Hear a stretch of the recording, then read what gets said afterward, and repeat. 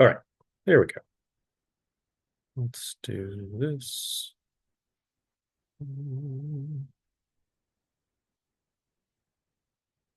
Cool.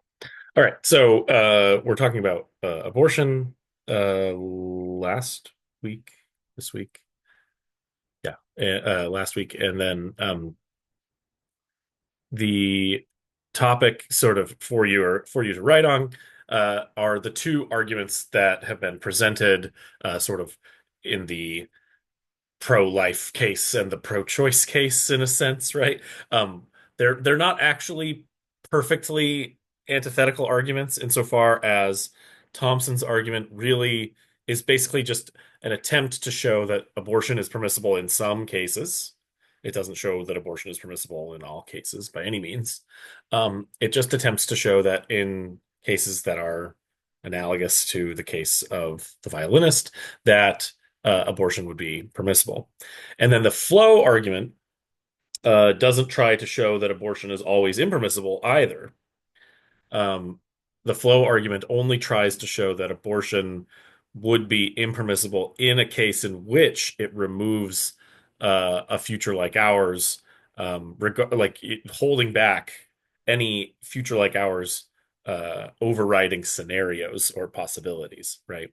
So in that situation, basically, you have to think of like, imagine a whole life, right, out in front of someone, and if their life would go in a relatively normal fashion, were they allowed to just continue living it, then that's what it would be like. That's what it is to have a future like ours. Whereas, like, if someone's immediate future would be like they get killed or they do something like some sort of atrocity, right? They commit a murder or something like that, or they are immediately subject to having a serious, intense like disease or something like that. Those are cases that aren't actually dealt with by the future like ours argument at all. The only cases that the future like ours argument says matter for the argument's sake are the ones where the future actually extends in front of the person. So there's this big gap in the middle between these two arguments, right? On the one side, you've just got these cases of abortion that are permissible because of something like bodily autonomy rights being called into question. And on the other hand, you've got these cases of abortion being argued to be impermissible because they violate a certain amount of, value that a person would have for themselves and having a future. So let's go ahead and jump into this. So, uh, your assignment is there's two parts. There's a part one and a part two, right? And then there's two parts to each assignment. Like there's the A and the B. There's talking about the Thompson argument, talking about the Corman flow argument. And then there's within the Thompson argument, I need you to explain the argument and then explain what it would be to, reject the argument. What it would be to deny one of the premises in the argument, and then explain how you could go about doing that. Same thing in the flow argument. I need you to explain the argument itself and then go about picking a premise to deny and explain how you could do that rationally, reasonably, if you're a person that disagreed with the argument.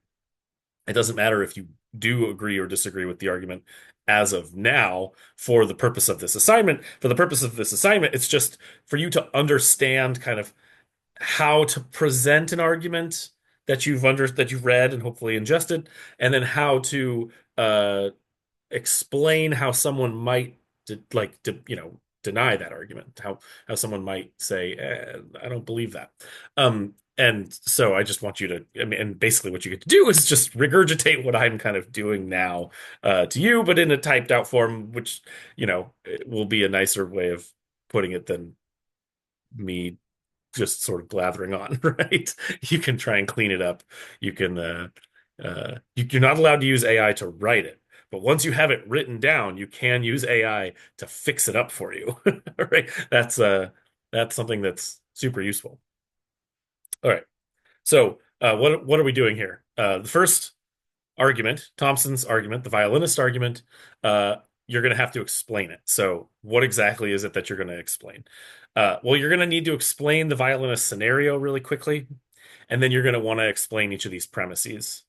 Premise one, if it's permissible to unplug oneself from the violinist, then it's permissible to terminate a pregnancy that's the result of a rape.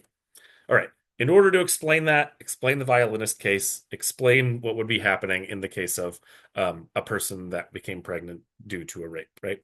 Uh, the violinist, it doesn't actually have anything to do with it, but the Society of Music Lovers loves the violinist, and they find out that you're the only person in the world that's got the right kidney type to, keep him alive. They kidnap you in the middle of the night. They plug you into the violinist. The doctor tells you, sorry they did that, but you can't unplug without killing the violinist, right? So the idea here is it is a case in which we're just assuming, we're just sort of stipulating this case, right? The violinist is a person. Uh, to unplug yourself from the violinist is to kill the violinist, right? It's like a case in which you're not like letting the violinist is sick, but you are causally involved. If you're causally plugged into the violinist, right? So if you unplug yourself from the violinist, that is actually killing him because he's, ready to die in a sense. It's like, um, we could that is debatable in some contexts. There's arguments about the difference between killing and letting die, and they're relevant in some corners of ethics, including this one. But for here, we're just stipulating that to unplug yourself from the violinist is to kill the violinist. And so, it's an active thing that you're doing, and whether or not it's permissible in this case to, kill someone is what the question is. The idea being that, okay, how the premise is stated, if it's permissible to unplug yourself from the violinist, then it's permissible to terminate a pregnancy that's the result of a rape. This premise, all it says is that there's a connection between the violinist case and a pregnancy that is the result of a rape. That is, that they are morally connected, they are morally analogous. All this premise says is that if it's okay in the one case, then it's okay in the other case. It doesn't say yet that it's okay. It just says that if it's okay in the one case, then it's okay in the other case. If it was not okay in the case of a pregnancy that's the result of a rape, but this premise was true and these two things were connected, then it wouldn't be okay in the case of the violinist to kill the violinist either. Premise two, it is permissible to unplug oneself from the violinist. Um, where does Thompson get her argument for this premise? She thinks it's pretty much self-evident to people and that most people agree with it. There isn't really an argument here, but most people, when confronted with the violinist case and asked, is it permissible for you to unplug yourself from the violinist, say yes in this context. So, what does Thompson have to do? So, first, she's relying for premise two on people agreeing that it's permissible for you to unplug yourself from the violinist. And she's arguing premise one that the violinist case is morally analogous to a case of pregnancy that's the result of a rape. If those two things are true, then the argument goes through. Conclusion, therefore, it's permissible to terminate a pregnancy that's the result of a rape, and then inferred conclusion from that, right? Because that's one case of pregnancy. Inferred conclusion that it's permissible to have an abortion in some cases, right? Namely, this is an extreme case. So one thing that this argument doesn't deal with at all is cases like normal cases of pregnancy and normal cases of abortion. That the future like ours argument deals with that over there. And then there are more interesting arguments that can be had sort of beyond this one that are more in between. Um, like my case of my Disneyland case, the like really weird, you go to Disneyland, you upon leaving, you have to spin a wheel, and 1 out of 100 chance you get you have to get plugged into the violinist. Wild, weird case, but that one's more analogous to a case where like you're having consensual sex and the condom fails or something like that. Um, but that's not neither here nor there for this purpose, for the purpose of this case right now. So okay, so that's what's going on in the argument. What I just did for you is the beginning of this first section. So you can do that for explaining the argument, right? You just need to explain the case, explain premise one and Thompson's case for it, which is basically just to say that these two things are morally analogous, and premise two, which is just to say that Thompson thinks that people accept this premise and that it seems correct to them. All right. Um, Now, how does one, so moving back, imagine you dislike this argument. Imagine you're someone that says, um, well, there's two ways to dislike this argument. One way is to say, actually, I think this argument is wrong. I agree with the conclusion, but I don't think that this argument actually does enough. Like, or that it gets there in the right way, right? Like this argument like relies on too many things that are just problematic. Or you could have take the other view and say like, no, actually, I disagree fundamentally with this argument and I disagree with the conclusion. I think that even in the case of rape, pregnancy, abortion is impermissible. Um, Either of those positions are their positions that are on the table. To argue from those positions against this argument here, you have two options. You can either deny premise one or deny premise two.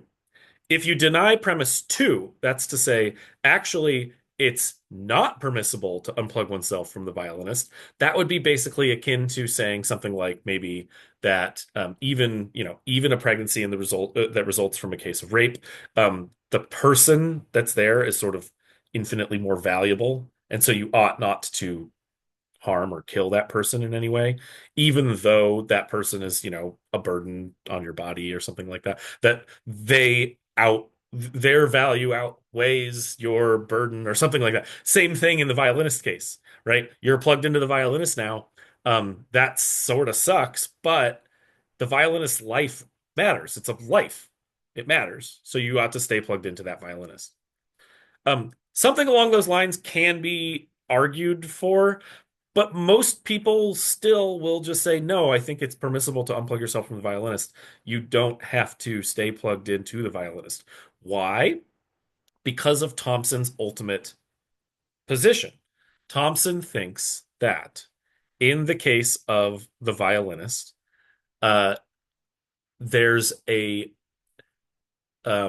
problem with the violation of autonomy, the right to your own personal autonomy, that is, the right to your own personal ability or will to do as you wish, has been violated.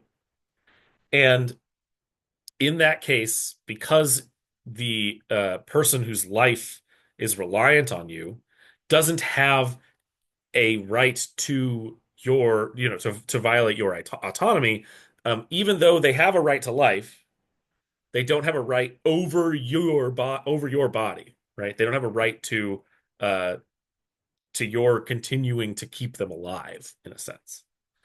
And that's basically Thompson's argument, right? So Thompson's argument says, hey, the reason it's permissible for you to unplug yourself from the violinist is that the violinist doesn't have a right to your continued assistance in keeping him alive, right?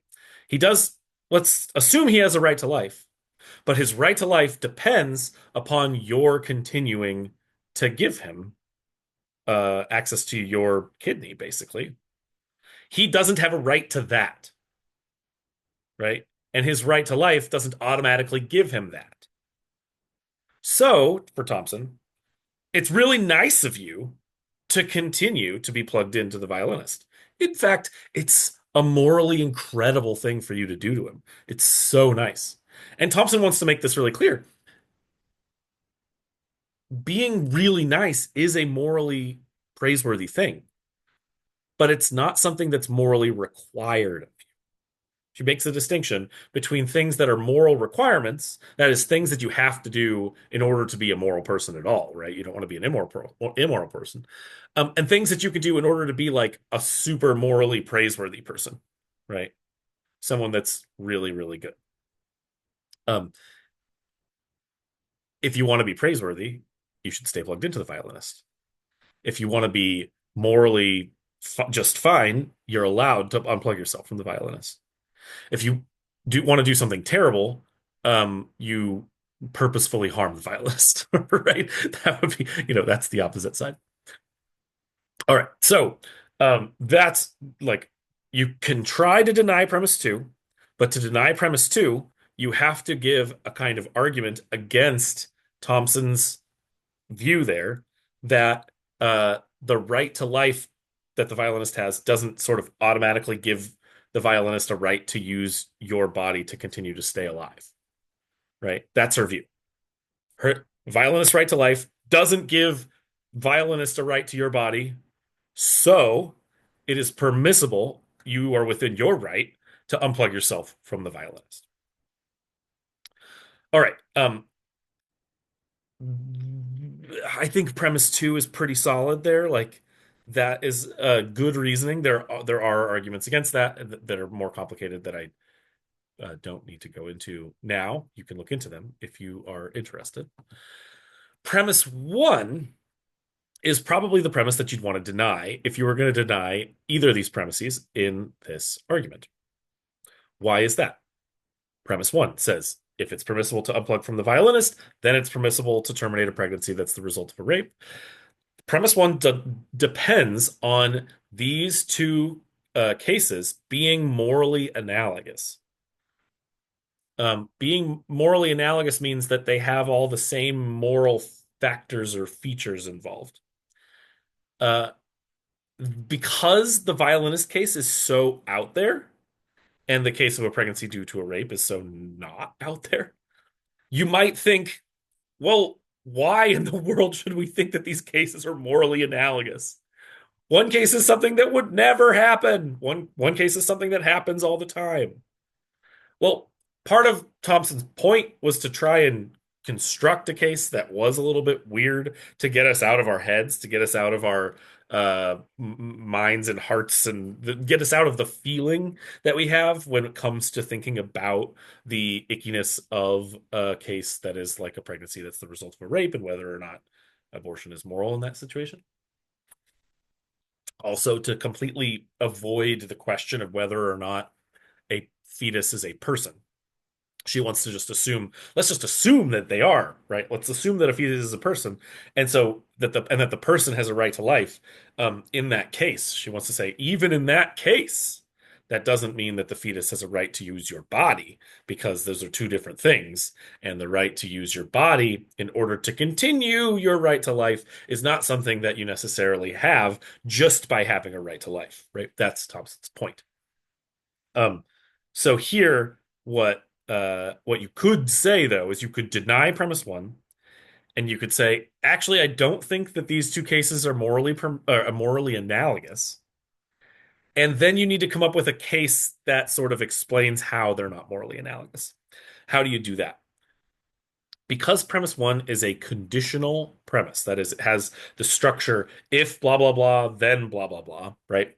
Because it's a conditional premise, the only way to deny a conditional statement is to figure out a way to get the two things that the conditional statement says are connected and pull them apart.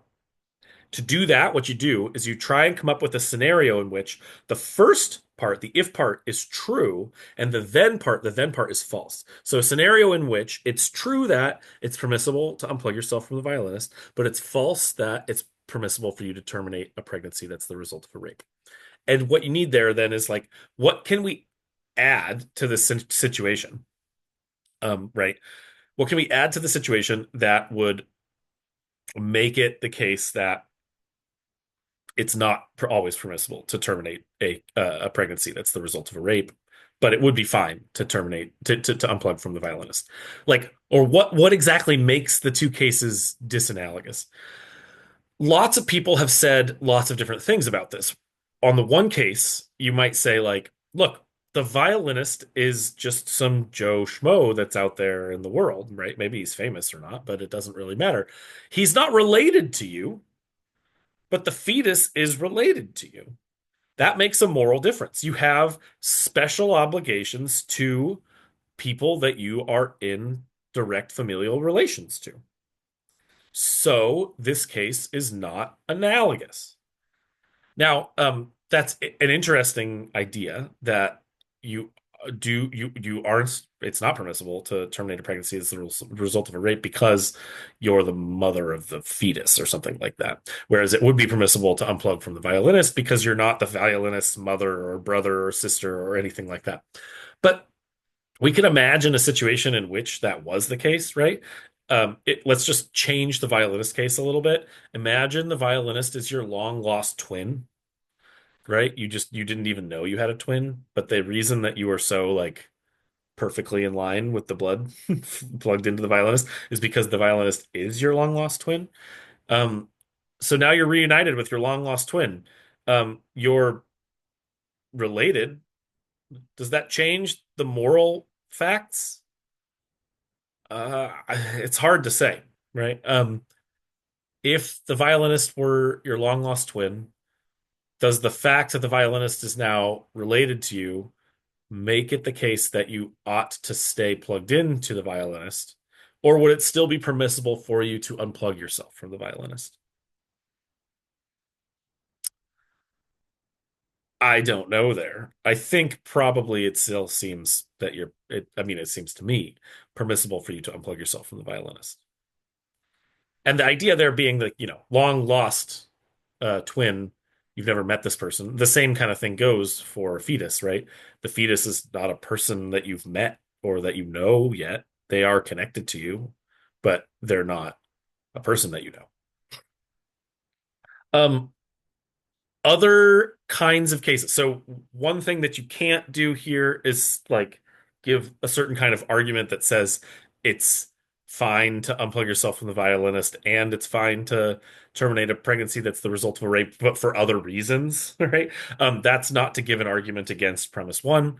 Um, uh, you have to come up with a case in which it is still permissible to unplug yourself from the violinist, but it's not permissible to terminate a pregnancy that's the result of a rape. So, different kinds of things might go into play here. Different kinds of reasons that people give are things like just that the situations are so drastically different in this kind of case that they can't possibly be morally analogous, right? Um, the the way in which you got plugged into the violinist is very morally different than the way in which a person becomes pregnant resulting from a rape. Um, the cases are supposed to be analogous, but you can try and find little things to push on there if you want to. But that's what I suggest is at least one way of thinking about this is going the way of saying that you're not actually related to the violinist. All right. Any questions about Thompson's argument or uh, that first question? Oh, need approval for access. Here, I sent the link again. I'm not sure. The link for oh, whoops. No, I didn't. There we go. There we go. Hopefully everybody got the link now. Hopefully you can sign in. Let me see if it's working.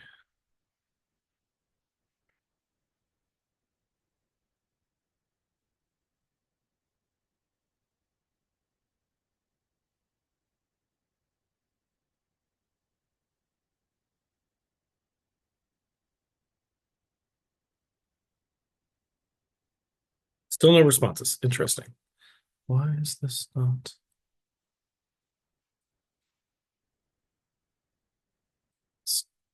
This. Has anyone figured out how to sign in yet? Accepting responses. Oh, interesting. I can give access. I don't know why it's restricted.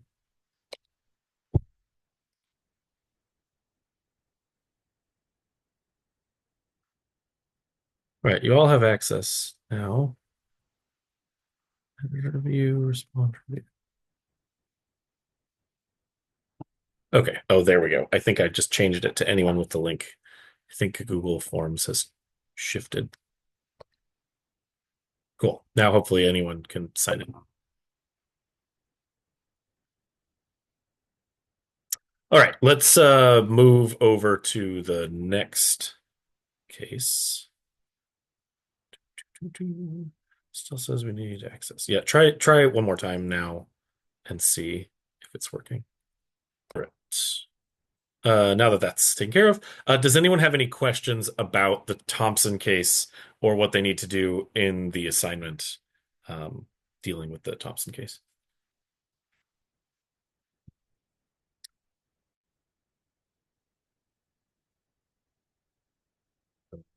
Questions? Great. Let's jump back in then.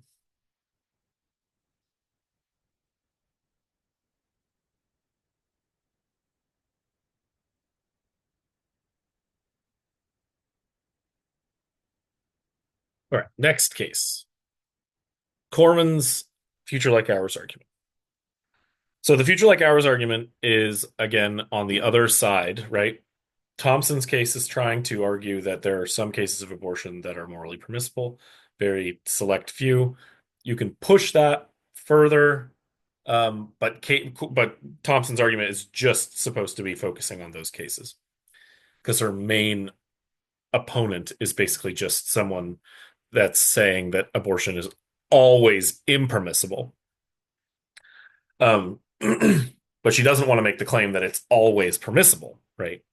By the end of her article, talks about cases like imagine a case in which a pregnancy only lasted for like an hour.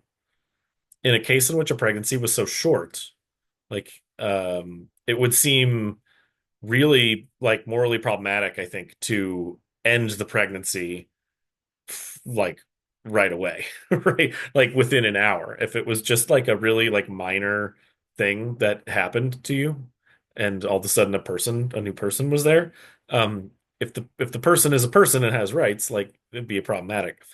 There is something to the sort of time constraint here that matters. Oh, somebody sent another question. Okay, cool. Rain says, so for example, if we disagree with Thompson's case, are not analogous, we need to agree with abortion being immoral. No, that's not true. So, get back to the Thompson case. Um, it's possible to disagree with this argument without thinking that abortion is actually immoral. How is that the case? You can say, actually, I think no, premise one is false, right? It's not the case that the violinist case and that the pregnancy that results from rape, that those are morally analogous cases, right? You could say, I still think it's morally permissible to have an abortion in the case of a pregnancy due to rape, but I don't think that a that results from rape is morally analogous to the violinist case. And then you can give reasons for thinking that. The point here for your assignment is not to worry uh, too much for the assignment's sake about what you actually agree with, because you have to write down both sides, right? You have to write about the Thompson case, and you have to write about the future like ours case. So no matter what you believe, you still got to sort of know how to describe the case, how to explain the argument, and how to pick on the argument insofar as there are places to pick on the argument, right? The two different things that I said are you can deny premise one or you can deny premise two. Denying premise two is pretty difficult because you got to argue head on with Thompson's view that just because the fetus has a right to life or the violinist has a right to life doesn't give the violinist a right to use your body to continue his life. Um, or you can deny premise one, which says that the two cases are permissible or are analogous, and you can say, I don't think they're analogous, and here's a reason why I don't think they're analogous, like the fact that they're not related or something. Um, Great. And yes, so next case, Corman's future like ours argument. So First off, and this is important here because a lot of people make this mistake. When you're thinking about the future like ours argument, you have to think in terms of what a future like ours actually is and means. People will deny this argument based on things like the fact that a fetus might grow up in foster care or adoption. That's not a viable issue here. Go find the closest person to you that is adopted or was brought up in foster care. Ask them this question. Is your life worth living? Have you had ups and downs in your life? Is there happiness in your life? Are you enjoying your life? Most of them are going to say yes, right? Very few will say no. Um, the point there being is that those people, even when they were fetuses, had a future like ours. In fact, they're living a future like ours, right? Sure, they might have had some hardships in their lives, but that doesn't mean that their lives aren't worth living. That doesn't mean that their lives don't have some kind of value. Um, why is that a problem? Because people, for some reason, think that people like that fetuses that are going to be brought up in the foster care system somehow don't have a future like ours, or that sort of makes it that much harder for them. The future like ours argument recognizes difficulties in people's lives and says, even in the case of difficulty, the future like ours is the thing that gives the life value. And so it's problematic or morally wrong to take away that value. Now, you might disagree with that, and there are ways to do it, which we'll talk about. But to get that off the table in the first place, you got to be, I got to be clear because a lot of people make that mistake. And I don't want you to make that mistake when you're writing your response here. So, what exactly is going on in the future like ours argument? First of all, take a future like ours, and you got to really think about this in a funny way, right? You got to think about it in terms of like imagine, like take the example of the oak tree that comes from the acorn. Like imagine you got a basket full of acorns. Most of those acorns are no, like have no future, right? Most of them are just going to stay acorns for forever, and then they're eventually going to wither and rot away. But if there's one acorn then in there that if it got planted, it would grow into a big oak tree, right? Then that thing has that future, right? That has that future for the acorn. Now, so like think of it in terms of like a time block, right? You've got the lifespan of the acorn to the oak tree, and you can step back from like a God's eyes perspective and see this time block that is the life of the oak tree, right? From the acorn to the oak tree. Even though right now it's still just an acorn, that doesn't mean that it doesn't have this life, right? The life is out in front of it. The future hasn't happened yet, but that doesn't mean that the life isn't sort of the big, long, important thing. Now, think about the same thing for a fetus, right? Like, just imagine a fetus, imagine a person that's pregnant, and they have a fetus, and think about that fetus. Now, think about that fetus from the moment that it was conceived until the moment that it dies way into the future, right? As an old person. Now you're seeing it from right now, this moment right now, it is currently a fetus, but you're also seeing it from this God's eye perspective. You're seeing this whole life living, right? So that fetus at this moment has a future like ours. A future like ours is just a future that is filled with highs and lows, goods and bads, great times, bad times. Hopefully they have their own family and enjoyable, and nothing so bad that their life is somehow forfeit happens, which is how it is for most of us, right? Most of us aren't Hitler. Most of us aren't murderers. Most of us don't have such insane diseases that are like we're constantly in pain, right? And that's what we're doing here. The future like ours argument is not talking about the crazy scenarios. We're talking just about the normal scenarios where a current fetus has laid out in front of it from the God's eye point of view a full life. If it's not, ended right there. Okay, so now think about just those cases. We're not we're ruling out the what are called the future like hours overriding cases, right? We're only talking about what I will call common cases of abortion. Um, future like hours overriding cases are any case in which a normal human adult future can be morally speaking, like permissibly cut short or restricted in some way. If you commit a felony crime of murder, your future is forfeit in a certain way. Not necessarily that we're going to kill, like, the capital punishment, but we're going to put you in prison. Your freedom is going to be very restricted, right? That's acceptable in our society, we think, morally speaking. You don't have a future like ours in that case, right? Because you're now basically facing a life of hardship. Um, that's what a future like ours overriding factor is, right? Similarly, like in a case in which and somebody dies accidentally, or you have to like weigh two people's lives, right? Like there's saving five people by killing one person.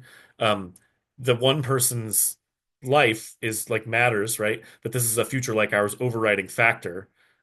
Their life, the value of their life versus the value of the five lives, it looks like maybe the five lives wins.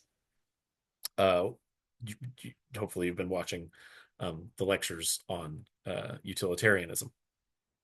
Maybe that's coming up. Yeah. So, what exactly is going on in this argument? The future like ours itself is very valuable. It's valuable to the individual. It's valuable from our perspective for the individual. Um, we'll just say that it's valuable, right? Having a future of highs and lows, living your life. I mean, like you can just think about it from your own perspective. Like your life, you want to keep living your life, right? You want to have a good time. You want to feel accomplished. You want to have nice relationships and friends and stuff. Does the fact that like when you were a baby, you didn't know anything about your life make it different that your life wasn't valuable? Or like make it the case that your life isn't, it's a hard thing to say. You know now how valuable your life is. As a baby, you didn't know, but that doesn't mean that the value wasn't there all along, right?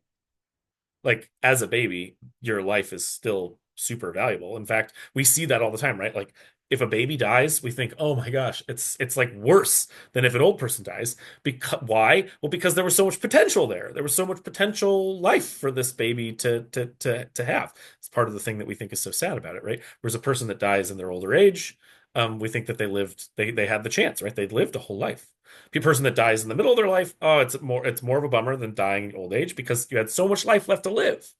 And if a child dies or a teenager dies, it's like, oh my gosh, we knew what they were going to be a little bit, and then they died, and it's really sad.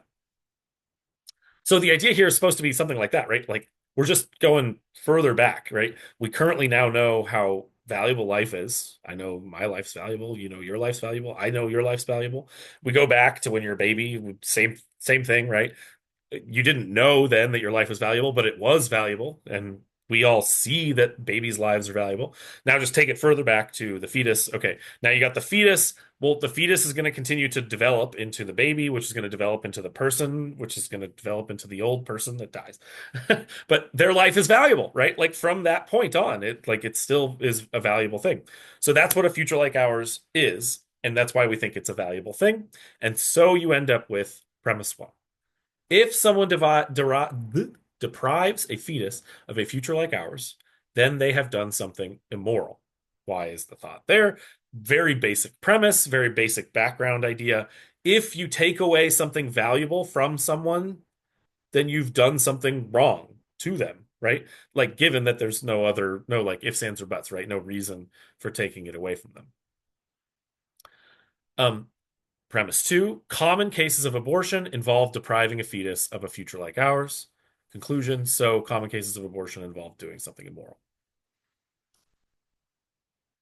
Okay, right? So, um, what is a common case of abortion? A common case of abortion is, again, any case of abortion that doesn't involve an FLO overriding factor. That would include cases of maybe rape, right? Um, and in anything that's like an extreme case, right? So the fetus is like gonna have a horrific life of suffering because they have one of those baby diseases that I can't remember the name of that are super awful, where they just like are just in pain like constantly, right? In those situations, is like the future for that fetus is grim. Does not have a future like ours. So common cases of abortion are cases where the fetus has a future like ours and it's getting cut short early on. So we're talking like cases where it's minor inconvenience to the mother, major inconvenience to the mother, uh, really just anything along the lines of like what we normally think of as the case of you know a common case of abortion. Like I'm scared. I'm too young. I want to have a life first before having children. I want to go to college. I want like anything. I don't have enough money to take care of the child, so on and so forth. Right? All of those cases, I'm lumping into common cases of abortion. So this argument really only is focusing on common cases of abortion. All right, so here we go. Premise one again. If someone deprives a fetus of a future like ours, then they've done something immoral. Common cases of abortion involve depriving a fetus of a future like ours. So common cases of abortion involve someone doing something immoral. All right. I think that's about as good as it gets for an argument uh, like that says that abortion is like immoral a lot of the time, right? Um, because I'd say probably most cases of abortion um, that we normally think of are cases like this, right?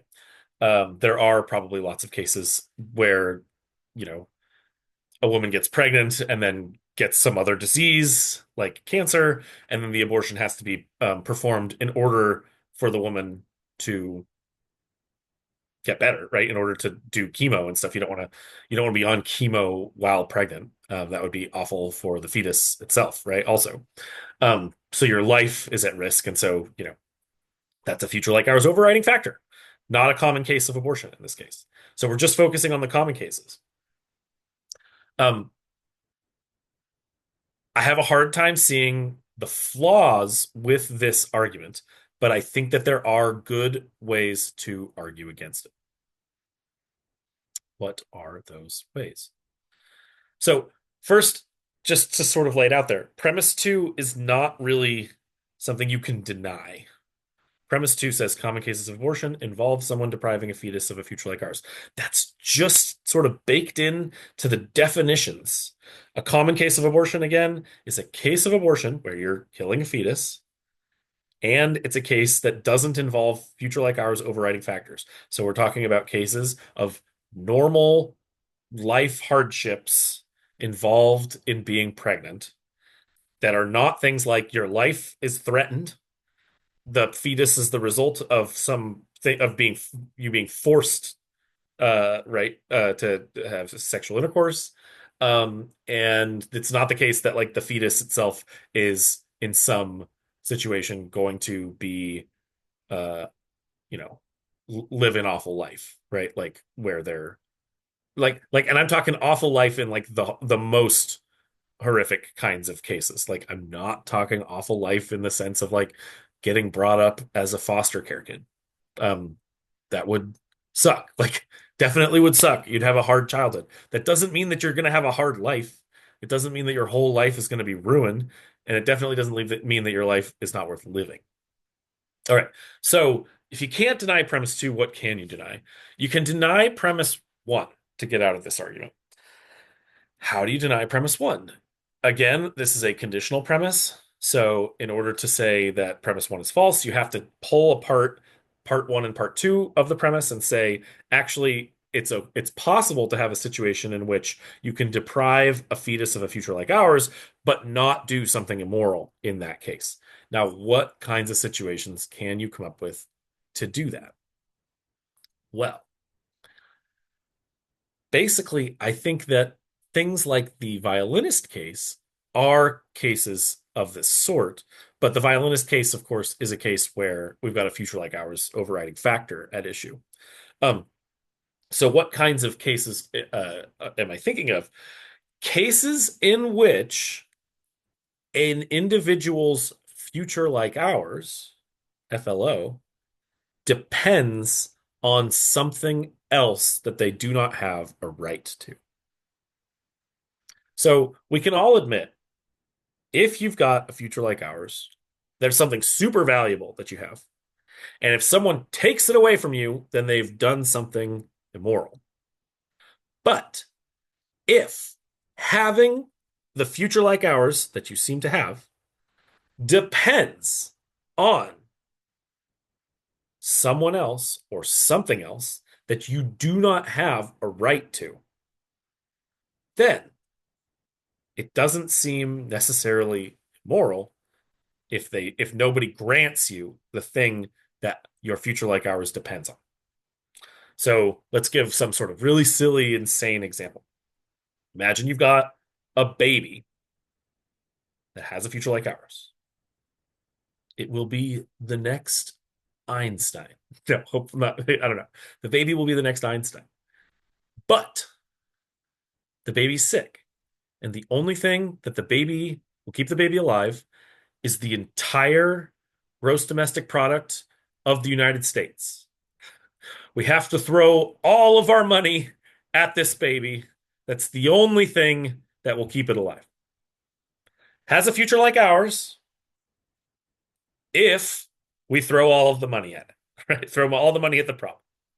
We will keep this baby alive, right? If it costs us everything. Um, what? Like, that's a situation in which it seems like you can deprive the baby of a future like ours basically just by not giving it all of the money, like not throwing all of the money at it, right? The idea here being some sort of like imagine some sort of wild scenario in which it just was super expensive to keep the child alive because of the medical costs or something like that. And it was just like insane.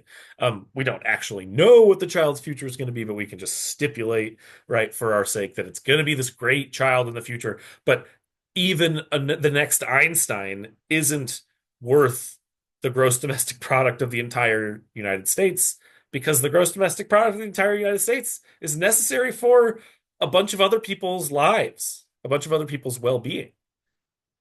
If you add up a lot of people's, even if nobody dies from taking away all of this money from the rest of the country, and just people have a harder time, it seems like a you know hundreds of millions of people's lives being that much harder outweighs keeping one fetus, the one child alive, right? In some cases. Um, this is one of those situations where it's like, I mean, I don't know. In thinking about utilitarianism, you get these like crazy cases where it's like it always feels wrong like to murder someone, to kill someone. But if you have to kill someone in order to stop an atomic bomb from blowing a million people up, I think it's morally okay to kill that person, right? Like, even if it's a terrible situation where, like, the bad guy put the atomic bomb inside the person and the person is totally innocent, but you have to murder that person in order to get to the atomic bomb, in order to stop a million people from dying. Like, horrific scenario, but that person's life is sacrificable, right? Is worthy of sacrifice in this case. And I wouldn't say that you've done something. I maybe would say something like you've done something like morally bad, but you haven't done something overall, like all things considered, morally wrong. In fact, maybe you've done something morally right in that situation by saving a million people. sacrificing one person to save a million people seems like the right thing to do. It feels gross and icky if you have to like use a knife to cut a bomb out of someone. I don't think that I could actually do that necessarily, but that doesn't mean that it's not the morally right thing to do on the whole, right? To save a million people. That sort of wild and out crazy scenario is exactly what you need in order to deny premise one here. Um, and it's sort of silly now, right? Because it's the reverse of the violinist case. We're back in the violinist case to argue against that case. You're like, the violinist case is so weird. Why? Like, so that's why it's not analogous. Well, here now it's like, oh, I'm going to give some crazy case to try and show you how this, the future like ours situation, how this premise is actually false. Yeah, that's kind of what you have to do. You have to give a thought experiment sometimes in philosophy in order to get people on the right track with respect to thinking about how it could be the case that something like this, a premise like this, is false. Sometimes in certain cases, right? And that's what I mean. Um, so if you're giving an example of how this premise could be false, you're trying to come up with a situation in which, sure, the fetus has a future like ours. It has like a right to its own future life. But in order to have that future like ours, it's dependent upon the woman's body, and it doesn't have a right to the woman's body, right? So if withholding the woman's body from the fetus deprives it from the future like ours, it doesn't seem like we've done anything wrong to it. Like, yes, like the future like ours is something that's valuable, and you're taking that away from the fetus, and in normal circumstances that would be something that would be immoral, but in this case the fetus is dependent upon the woman's body. The woman's body is the only thing that's providing the future like ours, and the fetus doesn't have a right to the body. Now this really does in a certain sense just kick the can down the road into like, what exactly does it take for the fetus to have a right to the woman's body? We've run out of time, so if anyone has to leave, that's totally fine. This will be recorded, so you can watch the end of it again. But right now, you can ask some questions because I'm basically wrapping up. Let's see. Oliver asks, I don't think anyone would have a future at that point. I'm not really sure what you were talking about. If you want to unmute yourself and speak up, that's fine. And Rain asks, can we use some of your examples to back up? Yes, you're totally, yes. Use my examples all that you want. Steal everything from me. The whole point of this is just to sort of, for you to show me that you've understood all of this, right? Yeah, you don't have to be original in coming up with examples. You can use my examples. I just really want to see in your writing that you've understood what was going on here, because this is a complicated mess of a thing, and it's I'm throwing you all to the wolves in a way. Like, this is like what week two of a philosophy class, a philosophy 100 class, intro level philosophy. This is some deep and heavy stuff, and it'll get more abstract and a lot less insane kind of going forward, but uh yeah, this that was the intention, right? In this class, it's like I want to give you something like hard hitting that's like, philosophy matters. It's difficult, and there's a lot to work out. And then from there, we'll get more abstract into the weirder stuff that's like way harder to actually parse and know and see, and sort of hopefully see how it kind of connects back to things that really matter for your everyday life. All right. I hope that all made sense. I'm going to stop recording. Where's the recording? Weird. Stop sharing.